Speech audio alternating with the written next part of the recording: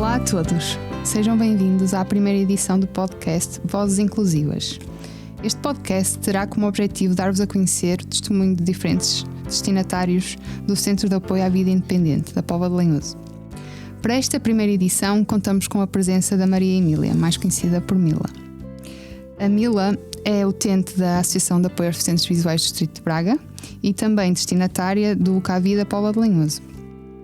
Ela iniciou a assistência pessoal a dia 1 de março de 2019 e ela está aqui na nossa presença hoje para nos contar como é que é esta experiência no CAVI da Póvoa de Lanhoso. Olá, Mila. Olá, boa tarde.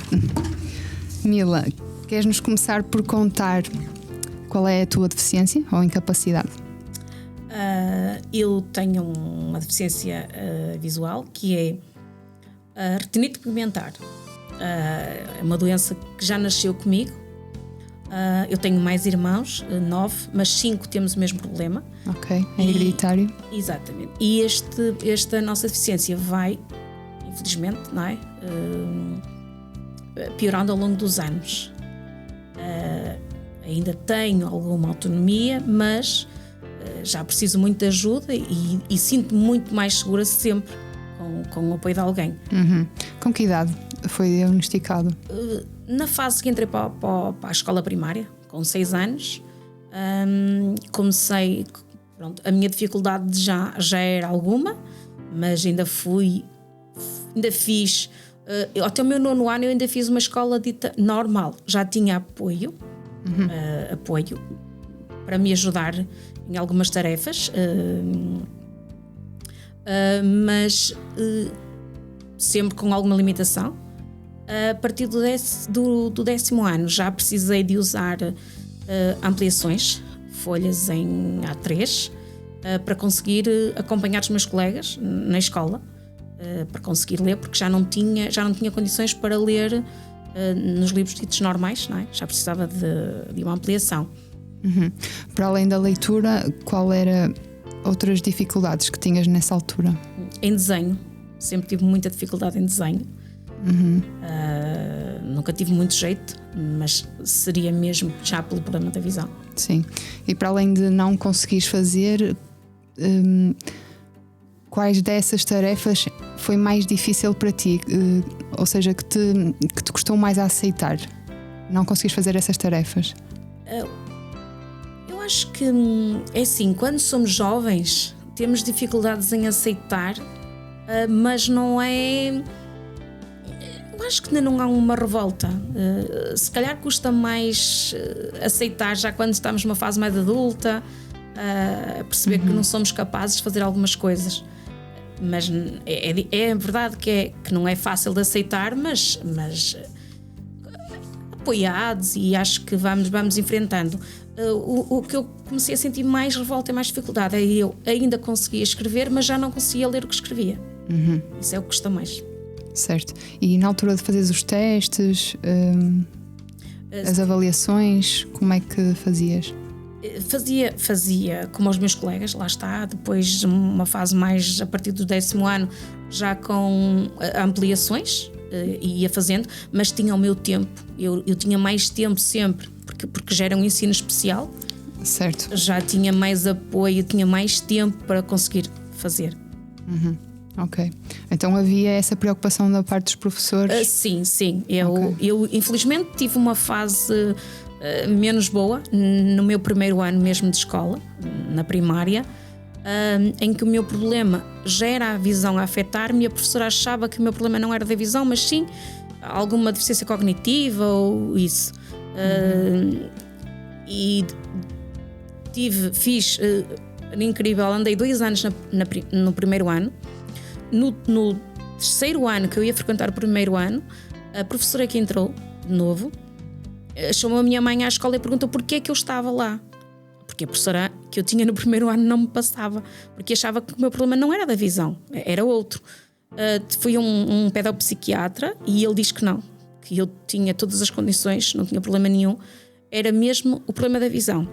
E nesse mesmo ano eu fiz o 1º ano e o 2º ano. Uhum.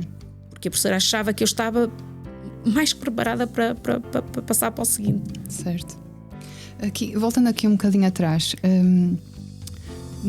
Tu és a mais velha dos teus irmãos? Não. Ok. Mas foste a primeira a ser diagnosticada? Não. Eu sou a quarta com o problema da visão, vindo pela idade dos meus irmãos. Mas nós somos 9, mas 5 com problema, mas nem somos todos seguidos, nem somos só rapazes, nem somos só raparigas. Ou seja, existem 3 mais velhos que eu, depois há 2 no meio que não têm problema nenhum, felizmente. Depois tenho eu, depois tenho mais 2 irmãos e depois é o meu irmão mais novo, com o mesmo problema. Ok.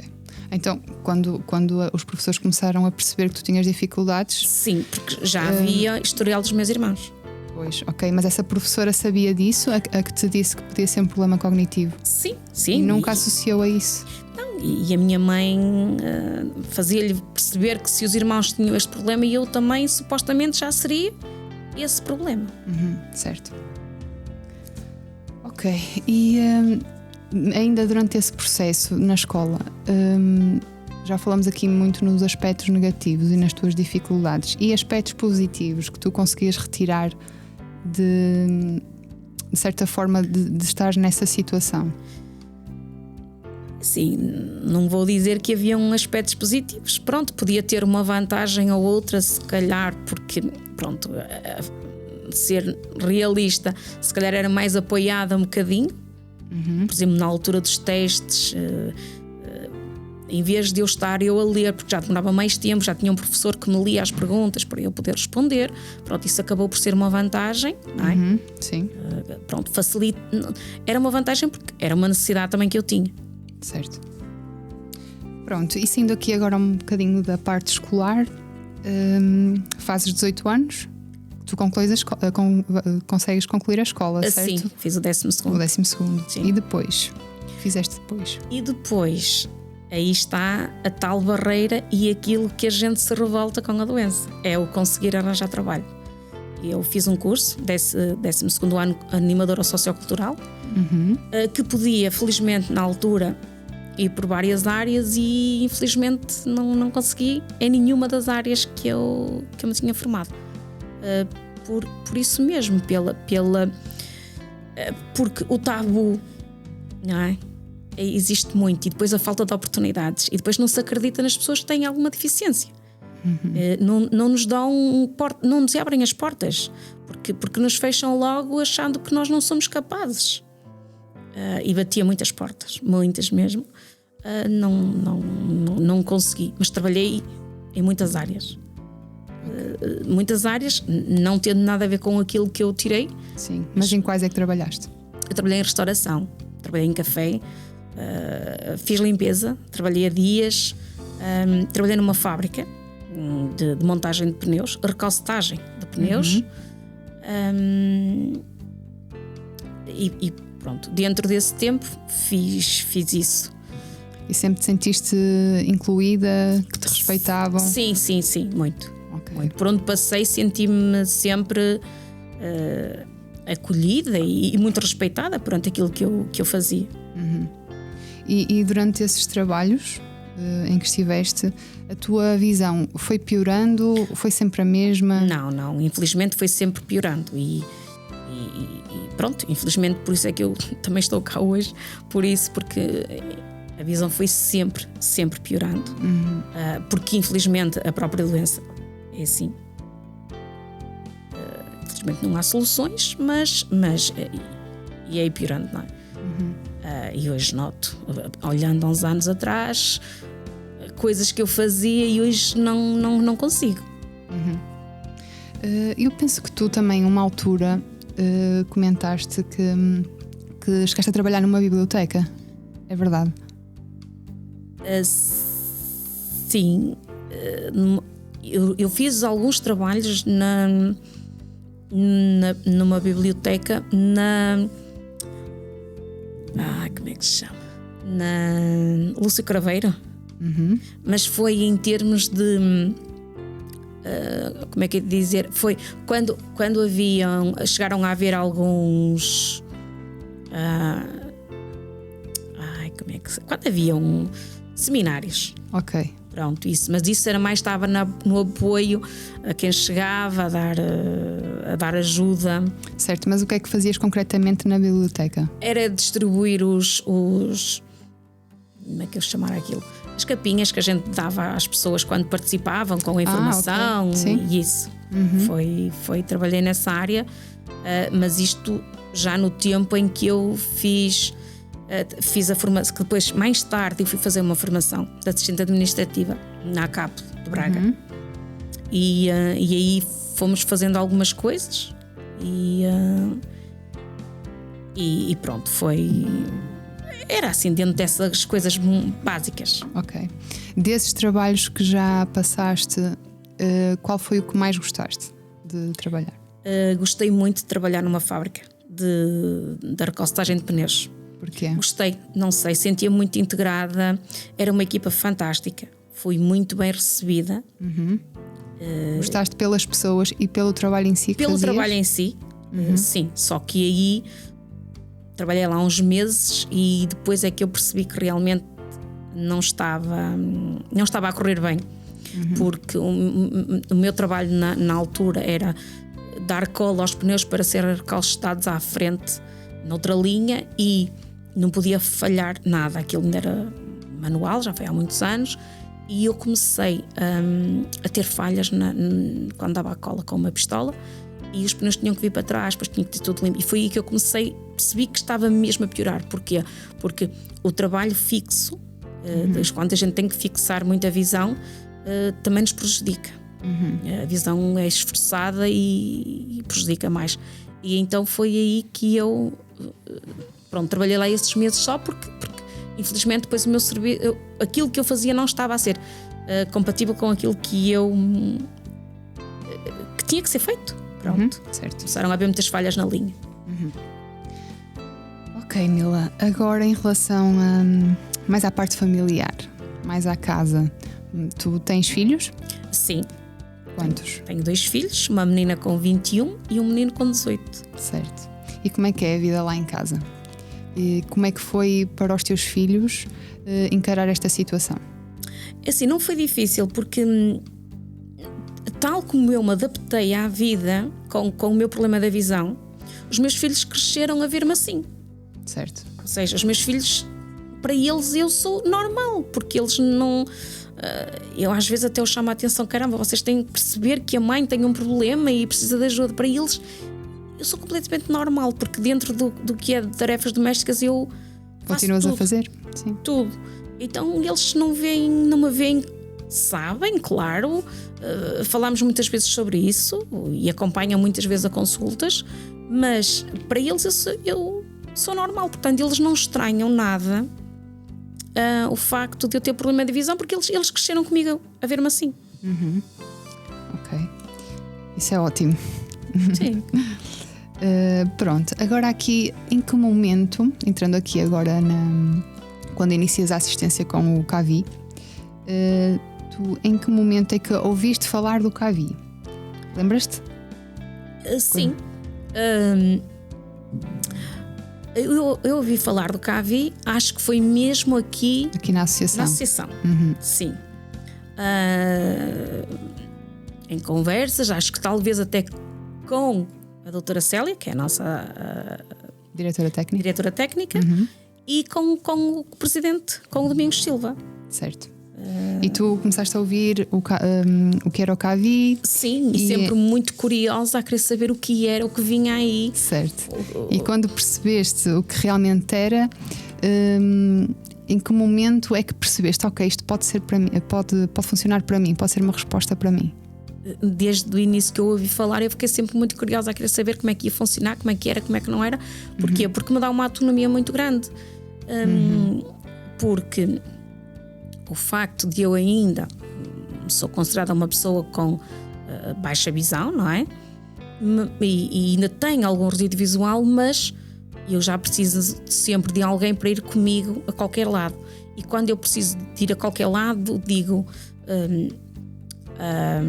consultas médicas, principalmente. Infelizmente tenho outros problemas de saúde e preciso várias vezes. E pensei, é uma ajuda para mim, porque sempre que eu precisava de ir a uma consulta, era sempre ou o meu marido, que faltava ao trabalho para ir comigo, ou os meus filhos. que na altura ainda estavam a estudar, a minha filha ainda estava a estudar e às vezes faltava à escola para ir comigo, para não estar sempre a faltar o meu marido. E então, desde que tive a assistente pessoal, a minha vida mudou muito, mesmo a todos os níveis. Passava os dias em casa, saía mesmo só para ir às consultas, porque sozinha já não me sentia segura. Desde que tive a assistente pessoal, eu passei a ir às consultas sempre que preciso, sem ter que incomodar os meus filhos e o meu marido. Passei a ter momentos de lazer que não tinha. Por exemplo? Momentos de lazer? Sim. Ir à praia, ir a um café, uma esplanada, que era uma coisa que eu não fazia, porque não ia sozinha, porque não precisava sempre de alguém comigo. Ir às compras, ser eu a fazer e a escolher aquilo que eu queria, a ver as opções que haviam, porque muitas vezes até era o meu marido que ia às compras e eu dizia: eu quero isto, e ele até nem trazia o que tu querias. Exato, depois. Era o que aparecesse. E assim, eu estando presente com a minha assistente pessoal, eu posso saber as variedades que há, os preços, tudo isso. Isso faz logo diferença, não é? Muita diferença. Ir ao cabeleireiro, que eu gosto imenso, também sou um bocadinho vaidosa, e agora posso ir mais vezes porque já tenho quem vá comigo. Tudo, desde tratar as minhas coisas, resolver algum assunto que eu preciso, desde a segurança social, desde as finanças, desde as operadoras de serviços, de telecomunicações, qualquer coisa agora. Exato. Eu felizmente posso tratar sozinha, com a assistente pessoal, mas sem estar a incomodar a tua família. A família. Isso, certo. Sabes sim. que naquele dia vais ter a tua assistente pessoal. Podes organizar a tua vida, aquela semana para aquele dia. Exatamente. Para tratar das tuas coisas. Sempre. Organizo-me sempre para poder ter a minha assistente naquele dia, fazer tudo aquilo que eu quero fazer. Porque antes eu muitas vezes queria, mas não podia. E agora aquilo que eu quero fazer eu consigo sempre, porque vou gerir o meu tempo com as horas que tenho com a minha assistente pessoal e sinto-me uma mulher muito mais realizada, sem dúvida. Com a tua assistente pessoal, já concretizaste, acho que podemos dizer, algum sonho ou algum objetivo que já tinhas de certa forma perdido a esperança que ia acontecer? Sim, um deles e marcou-me muito, andei de avião a primeira vez com a minha assistente pessoal, o ano passado, em 2022. Onde foram? Fomos a Barcelona. Eu queria muito andar de avião, nunca tinha andado e era um dos sonhos que eu queria.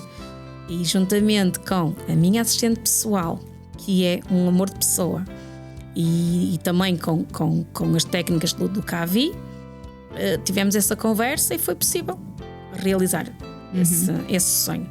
Mas como esse, muitos. Muitos.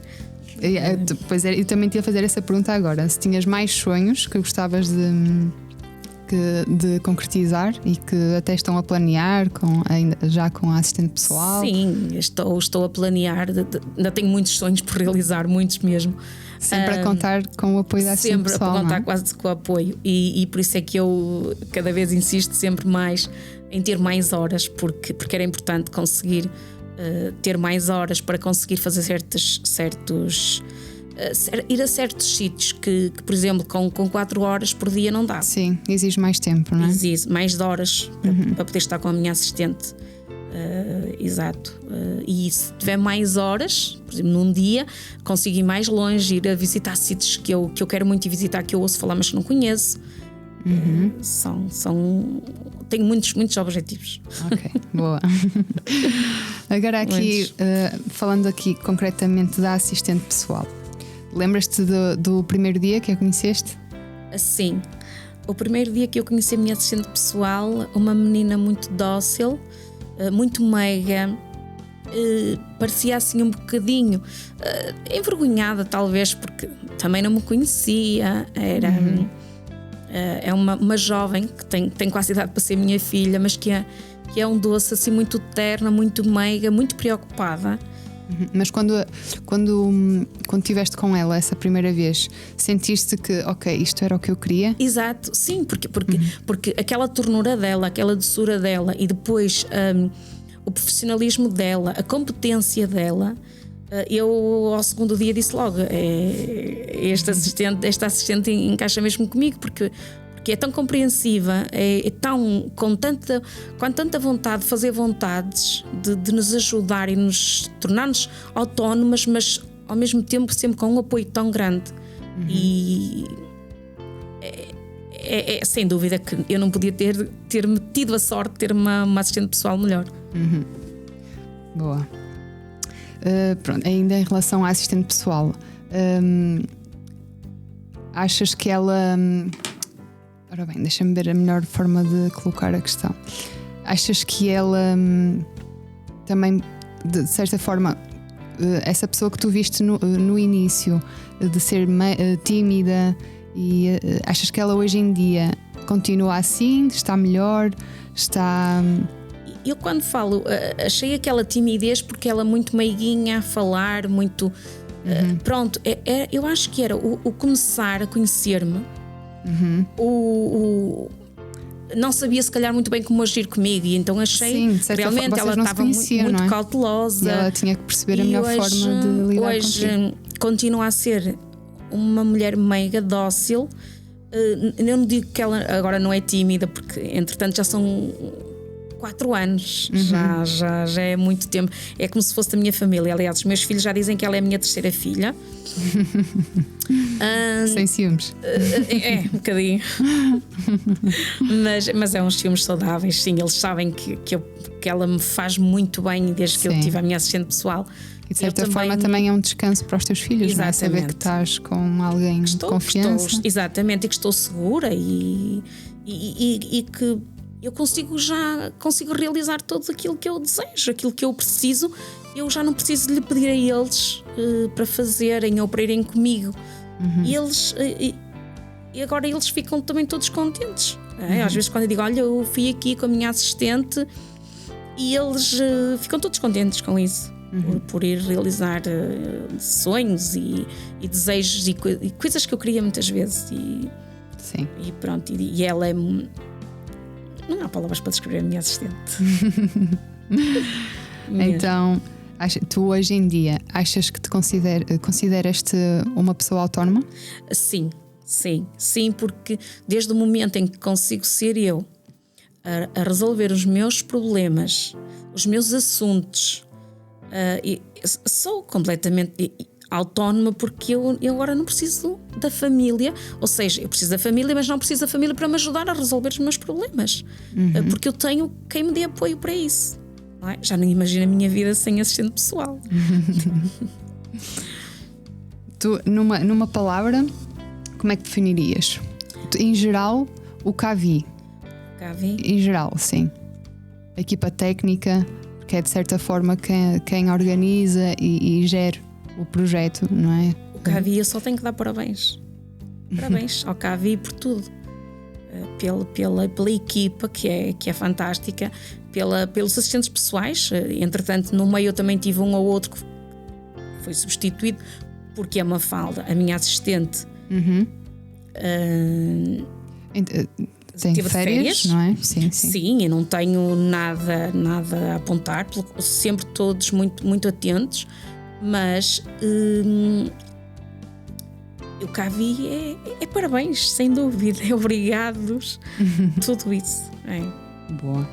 Mila, olha, não sei se há alguma coisa que queiras mais referir. Eu quero mais uma vez referir, obrigado ao CAVI, a este projeto que veio sem dúvida dar uma liberdade, uma autonomia a muita gente, e que muita gente ainda desconhece.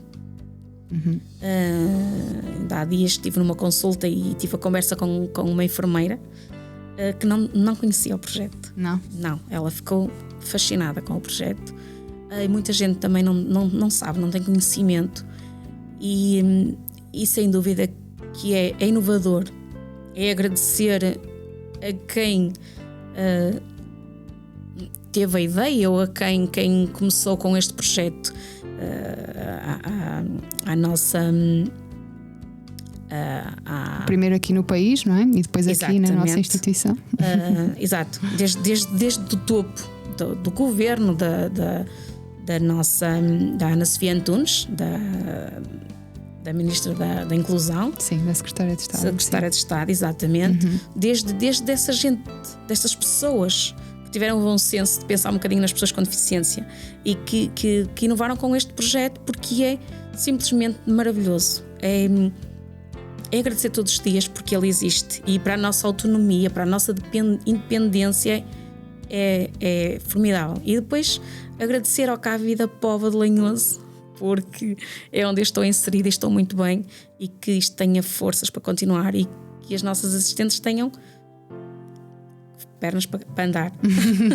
Sim, esperamos que assim continue e que a assistência corra dessa forma, a assistência pessoal corra da forma que tu sempre pretendes, e que essa relação entre ti e a assistente pessoal se mantenha sempre também. Espero que sim, e que seja por muitos anos. Sim, e quero agradecer aqui a tua presença, Mila, eu é que por teres aceito Obrigada, aqui o nosso Sara, convite. Eu também agradeço. E pronto, podes vir aqui sempre que quiseres. Okay. Obrigada. Despedimos-nos assim da primeira edição do podcast Vozes Inclusivas e contamos convosco no próximo episódio. Acompanhem-nos em radiounião.pt.